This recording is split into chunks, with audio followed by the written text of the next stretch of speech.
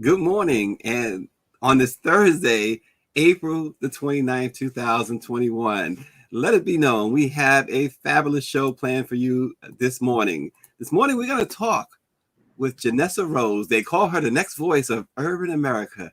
They say, think Tony Robbins meets Cardi B, a motivational speaker turned self-help for the streets author. She is raw, genuine, and passionate, and unique. She has a new book called How to Stop Being a Bum, Broken Urban Mentality. We're going to talk to Janessa Rose in a few moments, but first let us bring on our president and CEO, Dr. Ben Chavis. Good morning, Dr. Chavis. Good morning, Stacy, and we're broadcasting live from the NNPA new virtual digital studio in Washington, D.C. We're so pleased to be on and welcome on behalf of Karen Carter Richards and the National Newspaper Publishers Association, 230 African-American owned newspapers across America, not only reporting the news, but being an advocate for freedom, justice, and equality. Well, Dr. Chavis, the news this morning starts, of course, with the president.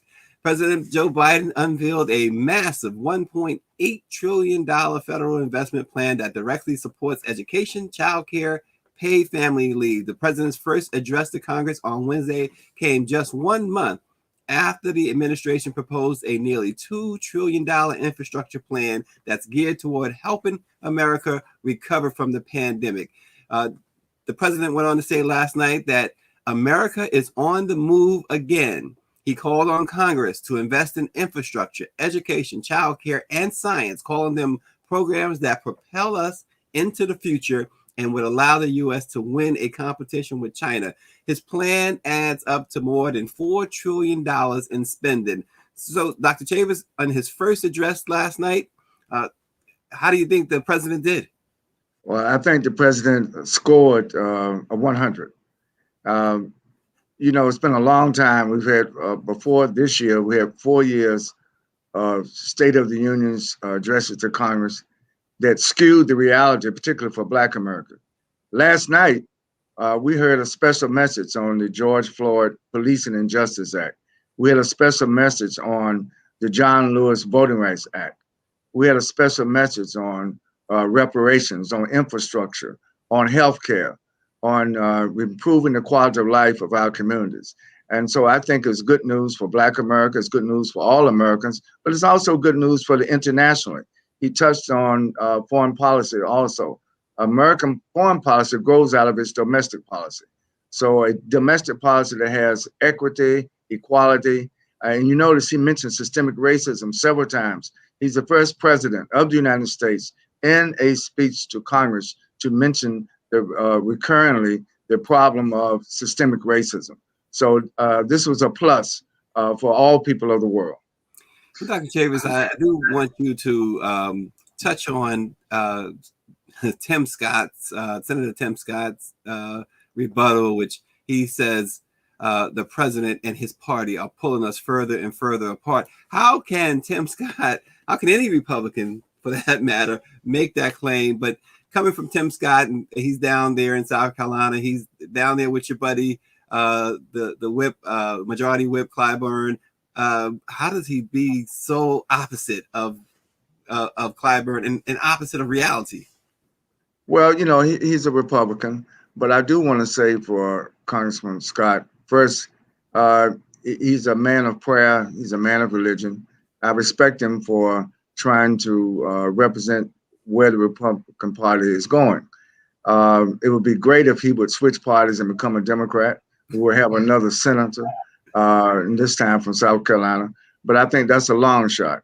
So what we saw last night from Congressman Scott was his loyalty to the Republican Party. And we understand that. He would not be a senator in the United States Senate without the support of not only whites in South Carolina, but he gets major funding from the Republican Party. So, and that's why they allowed him to make, which it didn't amount really to a rebuttal speech. What he did was try to give Donald Trump credit for the vaccinations. And what he tried to do was to offer a different view than what President Biden did. So I think without fear of contradiction, the majority of Americans are going to pay attention to what President Biden said last night and less of what our beloved brother Congressman Scott said. Yeah, I want to say good morning to Michelle Madison, Ishmael Abdul Haq. I hope I said your name correct, Ishmael. DK, Al, Anubia, Trade Winds, Annette Phillips, and others. Thank you for always tuning in. Dr. Chavis, also in the news, the North Carolina judge ruled on Wednesday that video from 4 body cameras associated with the shooting of Andrew Brown Jr. will not be released publicly at this time. The judge went on to grant, in part, a petition from the county sheriff's office down in North Carolina, allowing the disclosure of the body cameras to Brown's family and one of their legal representatives. Brown's family is beside themselves with anger and, of course, grief. This was, in fact, they said, an extrajudicial killing, an execution, if you will. Mr. Brown's car never moved toward those deputies. So we are seeing more and more of this, Dr. Chavis, more of these families grieving, more, unfortunately, more African-American families grieving over the same issue, police violence. Yes, and we want to let all of our brothers and sisters in North Carolina, you know, that's my home state. The Attorney General of North Carolina, Adam Stein, son, Attorney General Stein, is going to find ways how to overrule this judge. I think the judge made a wrong decision. Judges don't always make the right decisions, and that's why we have appellate courts. And I'm sure the family of the Brown family, their lawyers, Attorney Crump and others, are going to not rest with the judge's decision yesterday. The truth is going to come out. If they didn't have anything to hide, they would have released the tapes days ago. So we got to continue to press and demand justice in the case, in the Elizabeth City case, for the murder of our dear brother Brown by the sheriff deputies of that county. Yeah, I want to say good morning to Lynn Spivey as well, and Joni King, and our own Bobby Henry watching from the West Side Gazette down in Fort Lauderdale, Florida, and James Wright of the Washington Informer. Good morning, James. Now, Dr. Chavis, they call her the next voice of urban America. They say we should think of her as Tony Robbins meets Cardi B. Let's bring on our special guest this morning, Janessa Rose, who has a new book called How to Stop Being a Bum, and BUM is acronym for Broken Urban Mentality. Good morning, Janessa. Good morning. Thank you so much for having me. Good morning, Sister Rose. Thank you for joining the Black Press of America. Thank you again for having me. I'm so excited. So we got a Coney Island woman who knows her stuff, who as they say is as confident as she is anything else. Tell us about this book, Janessa. It seems extremely interesting. Thank you. I started the book back in January 2020. BUM I redefined as broken urban mentality because, you know, we use the word loosely and it's usually something that makes a person feel poor. And in what aspect, really? Are we thinking financial poorness? We're thinking you don't have a status or something like that. And really, to me, I started to look at it like, you know, maybe it's more being about poor morals, poor belief systems, poor structures within the self that have us living in certain type of behavior patterns that become cyclical. And we wind up passing it on to each other, especially within the urban community, which is where I'm from. Yeah. And I know this because I come from it myself, and I myself have been a bum in many ways, you know, nonetheless, having things that people believe are necessary to, you know, be popular or cool or situated financially or whatever have you. But my moral code and belief system was poor. My behavior was poor, and it attracted poor circumstances to me. And so that's what inspired me to write the book. Yeah, and you, Janessa, you talked about you talk about these cycles, but you was able to fight your way out. You made it your mission to help people to break out of that same repetitive cycle as well. Talk about that and drawing on your experiences. You worked for record labels. You worked doing different things before you really, as they say, you stopped being a bum, right? Yeah. So really what it wasn't necessarily that I worked for record labels. I worked for myself always because I come from the street mentality. I'm originally from Coney Island, Brooklyn, and hustling was my way of life. I was very rebellious prior to breaking my cycles, and I've always worked for myself. I'm very creative, and I spent time learning how to do music and learning business and how to negotiate and use my gifts to play, I guess, power roles in whatever I was involved in. And what I did was I would manage independent artists, and I myself was an independent artist. And somehow that just, and I like to give credit to the creator, because I would just like say, all right, well, this is what I'm going to do. And all of a sudden doors would open for me. And so I ended up being allowed into record labels and sit and have meetings and talk business and, represent and, for my artist or myself, managing and negotiating deals and things like that. So I got to get involved in that world. But I started to quickly realize that as well had a lot of bum tendencies, even though they were some of the things that people look at and say, well, I would love to be in that position. And I would love to be an artist and sit at labels and negotiate deals and so on and so forth. And you start to look deeper into it, and the what's the proper word for it? The intent behind those things were poor, no matter how much money we were discussing. Yeah. So, Wow. Dr. Chavis? Yes. Well, we want to, again, thank Sister Rose for her journey, for her life journey, and now her desire to help other brothers and sisters in their life journey. Sister Rose, no one is born a racist.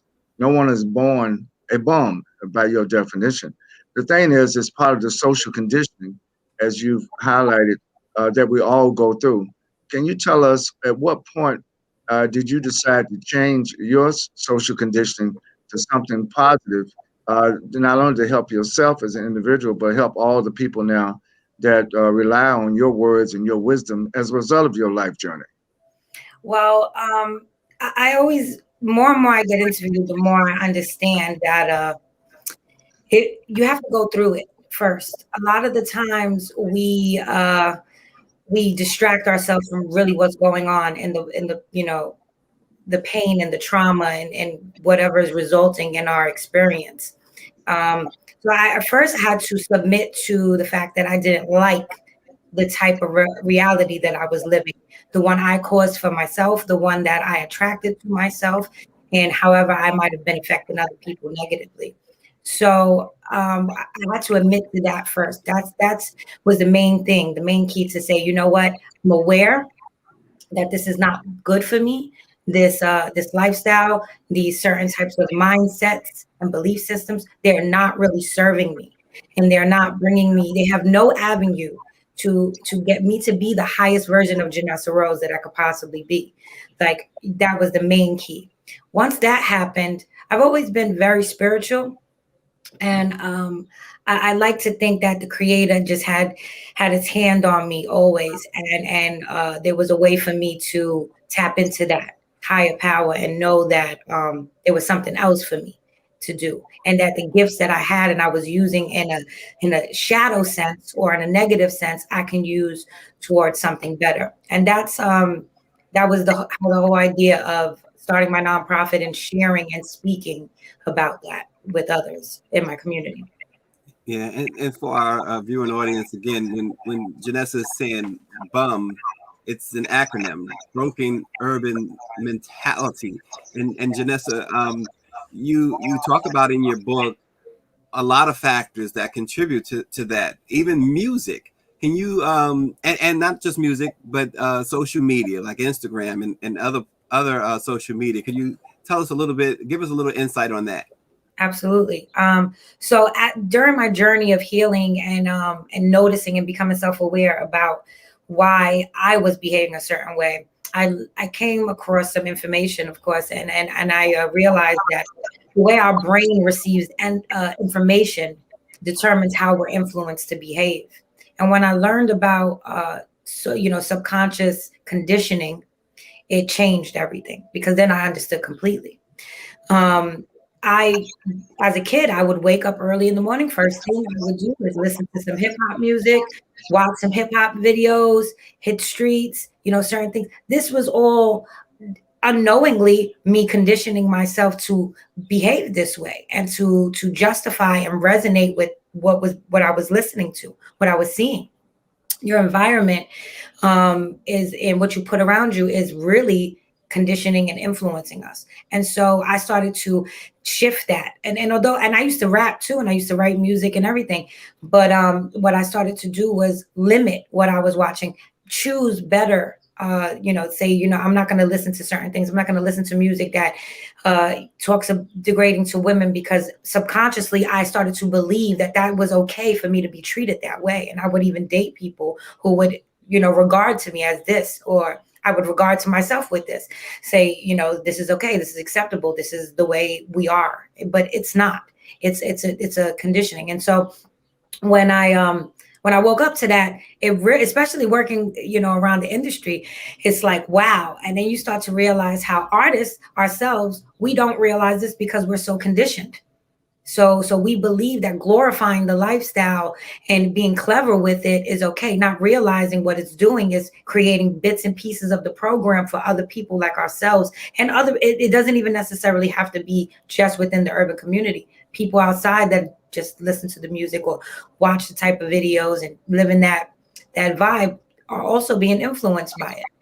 And that was a key. Social media is just another thing. And I'm not against any of it. This is all creative ways. But when you become aware of it, that's the key, is you get to choose. You're no longer being victimized by it. And you don't know. Once you become aware, you can say, well, you know what? I'll listen to this music, but I'm not going to listen to it as much, or I'm not going to listen to music with certain kind of lyrics, or I'm not going to use social media to fulfill my purpose in life, as a person. I'll do it, to entertain myself a little bit, but not to find self-worth. And if no one's looking at me or liking my stuff or sharing my things, that has no correlation with my self-worth, people are lost in that, very much so. Oh, absolutely. And I'm glad you mentioned that, because that's where I was going too. A lot of people want to see the likes, they want to see the retweets or whatever. And if they don't, we've heard of unfortunate cases where it's led to tragedy for them in their personal lives. Talk about the mindset though of getting out of it. How do you get out of it? Once you have that mindset, Janessa, how do you recommend folks breaking through?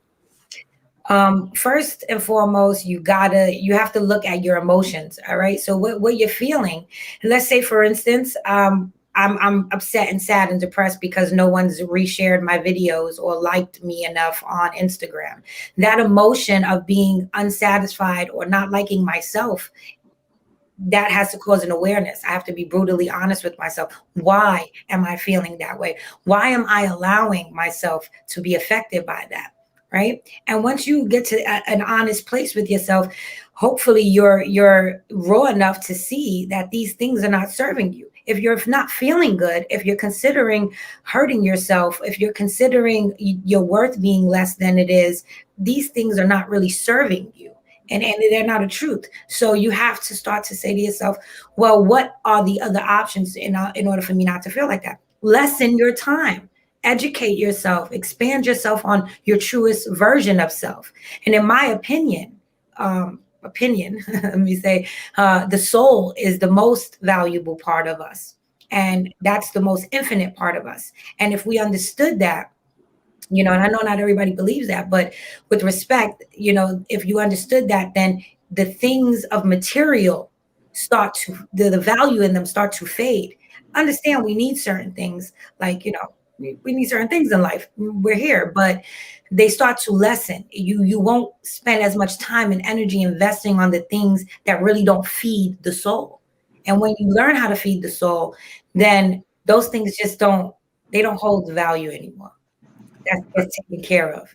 I know Dr. Chavis speaks many languages, and education is one. Hip hop is another. You touched on all of that. So, Dr. Chavis, I'm throwing it to you. Well, I want to say it's 2021, and I would like to know what Sister Rose would say to our young people today who are trying to get into the entertainment industry, to the sports industry, any industry where self-performance is a key value proposition. based on all of what you know, Sister Rose, in your own life journey, what do you recommend for millennials and Generation Z? Wow, that's a great question. Thank you for asking that. So I hope everybody's ready for this answer because it's going to be pretty raw. So first and foremost, I would say to you guys, it's a beautiful thing to be creative and to create your reality, right? That is, in my opinion, one of the closest things to God, because God is the creator. And so in that energy, you are tapping into one of the highest vibes. And I love that. However, in this world in 2021 and in how the things are set up, you are being handsomely paid to influence. Because it's clear we have many people who are creative and many people who are not creative, and they're in position of great influence on our culture. And so what you're really being paid for and what you're really negotiating is your power of influence.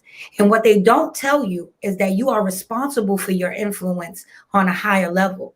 They tell you, we'll pay you, we'll give you this, we'll give you that. You'll have all the greatness that you think you want in the material, but you're really being paid for your influence and your ability to have a massive influence on the culture. So it's really up to you to take responsibility and ask yourself, what am I going to allow myself to be as when it comes down to influencing?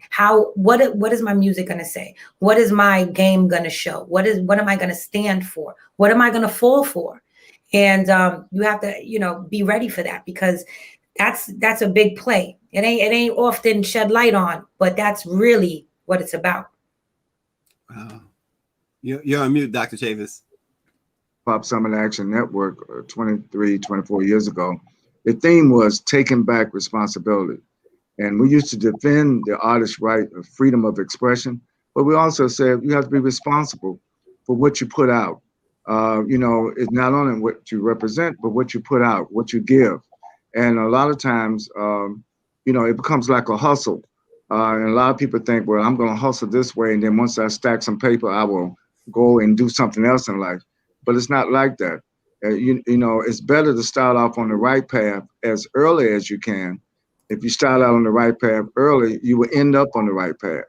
A lot of people start off on the wrong path, thinking that they would get some material acquisition and then get on the right path. But we know a lot of tragedies happen when you start out on the wrong path. Yes.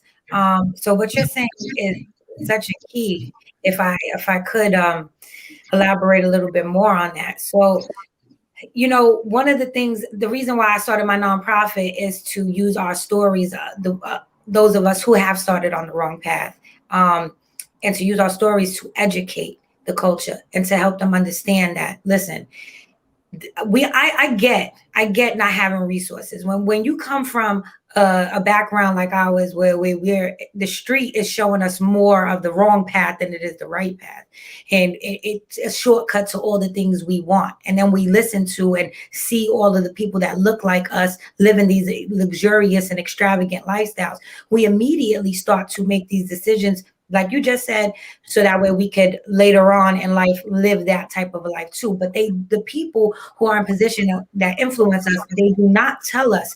Chances are most likely you will go to jail, attract yourself some sort of a tragedy, some sort of something that's not going to serve you on your way to this. It's not as likely that you're just gonna, jump on this path so that way you could get the bling for the videos, the girls, the cars, the locations, and whatever. And I'm only using hip hop as an example because that's only one form, but this is not broken down to us. And it's because we don't have the resources readily available to us, not state-of-the-art resources, not the things that it costs. It costs a lot of money for a young urban kid to say, you know what, I want to go write a book, or I want to go to a studio, I want to film my own project.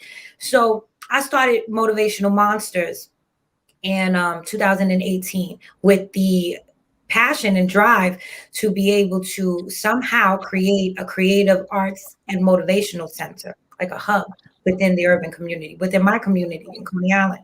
And it's super important for us to have this so that young kids can go somewhere where they have access to these resources for free, where they're saying, you know what, I'm good, I can get ready. and be put into the right place. It would be great if the labels and the people who finance our influencers to fund that. So that's something that I'm working on. Very good. Awesome. And Dr. Chavis, there are some Belly fans watching this morning. Ishmael Abdul, he says a power ending of a movie in Belly, Nas, DMX, and Dr. Ben Chavis. He also shouts out Janessa. We love you, Janessa Rose. Teach, sister, teach, and watch people watch the end of Belly. So fans of both Janessa and Dr. Chavis this morning. We love to see it. Janessa, tell us where we can find more information about your nonprofit. Okay, you can go to motivationalmonsters.org.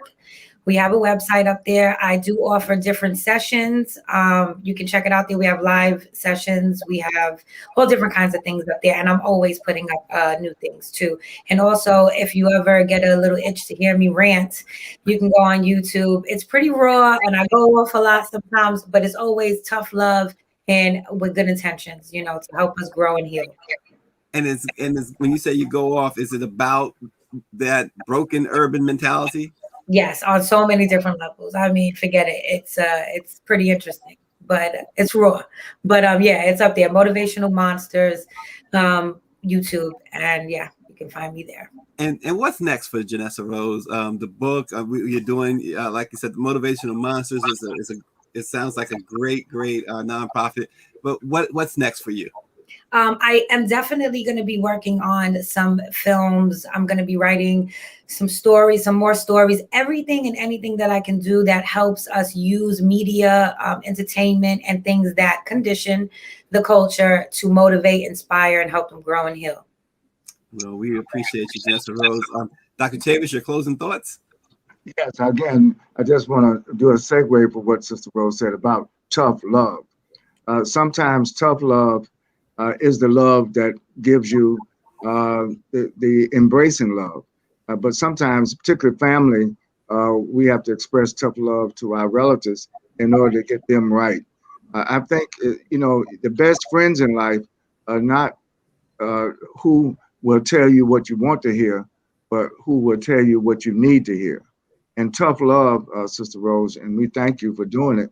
You're telling our young brothers and sisters, all of our brothers and sisters of all ages, what they need to hear, not necessarily what they want to hear. So thank you on behalf of the Black press for being a great example of not only tough love, but what I would say that agape love. You mentioned the spirituality. You mentioned embracing one spirit, one soul, believing in God. That's agape love, because when you love the Lord, you can love all of God's creation.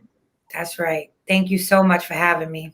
Well, thank you for being here. And tomorrow, pay attention to us, folks. We have two very special interviews. Tomorrow morning on Let It Be Known, we have Dr. Kevin Williams from Pfizer Rare Disease. He's going to talk about something very, very significant, a rare heart disease that's found primarily in African-American men. Stay tuned, 7:30 tomorrow.